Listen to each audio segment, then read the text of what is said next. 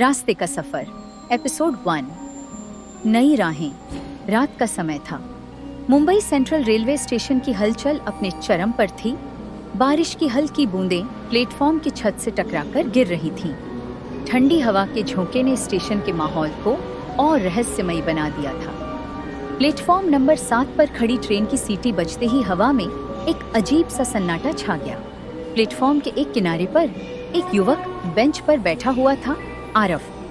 उसकी आंखों में बेचैनी थी, जैसे वह किसी अनजाने सवाल का जवाब ढूंढ रहा हो। उसके हाथ में एक छोटा बैग और एक अधूरी कॉफी थी, जो अब ठंडी हो चुकी थी। वह धीरे धीरे अपनी घड़ी की ओर देखता है। रात के 11:45। उसकी ट्रेन अगले 15 मिनट में निकलने वाली थी।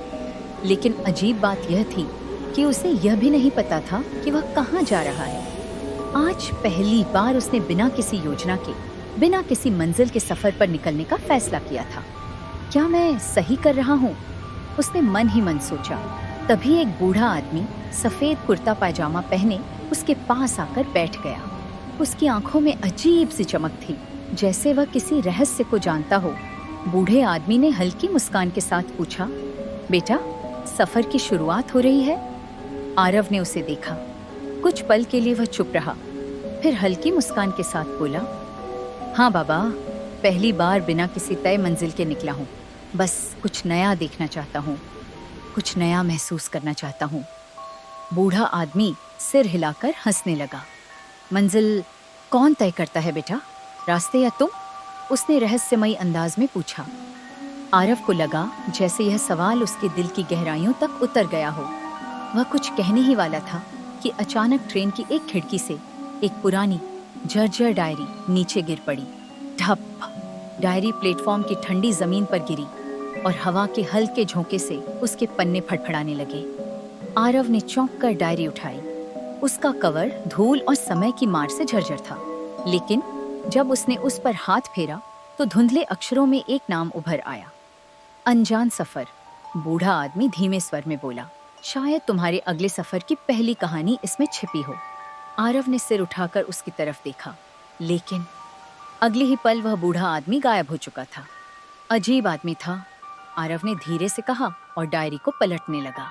डायरी के पहले कुछ पन्ने खाली थे, लेकिन जब उसने एक पन्ना पलटा तो उस पर लिखा था, अगर तुम इस सफर पर निकले हो तो पीछे मुड़कर मत देखना।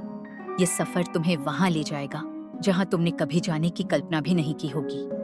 ठीक उसी पल ट्रेन की सीटी बजी। आरव के दिल की धड़कन तेज हो गई। उसने ट्रेन के भीतर झांका। बोगी लगभग खाली थी। सिर्फ कुछ गिने चुने यात्री थे, लेकिन उनकी शक्लें अजीब सी लग रही थीं, जैसे वे किसी दूसरी दुनिया से आए हों। एक पल के लिए उसका मन घबरा गया। क्या मुझे जाना चाहिए? लेकिन फिर उसने डायरी की ओर देखा। उसके शब्द अब भी उसके दिमाग में गूंज रहे थे, अगर तुम इस सफर पर निकले हो तो पीछे मुड़कर मत देखना। आरव ने गहरी सांस ली, बैग उठाया और ट्रेन में चढ़ गया।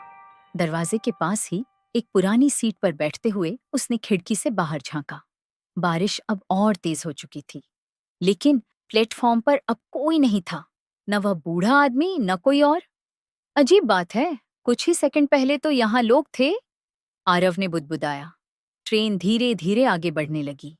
अचानक ट्रेन के भीतर की रोशनी हल्की हो गई और माहौल में एक अजीब सी ठंडक फैलने लगी।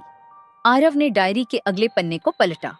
इस बार उसमें एक पते का जिक्र था, गुमशुदा गांव, स्टेशन नंबर 11 इंच। लेकिन स्टेशन नंबर 11 तो इस रूट पर कहीं था ही नहीं।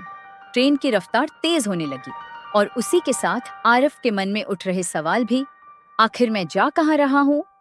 अगले एपिसोड में गुमशुदा गांव कहाँ है, ट्रेन का अगला पड़ाव क्या होगा और डायरी में छिपा ये रहस्य क्या है, जानने के लिए सुनते रहिए रास्ते का सफर का अगला एपिसोड।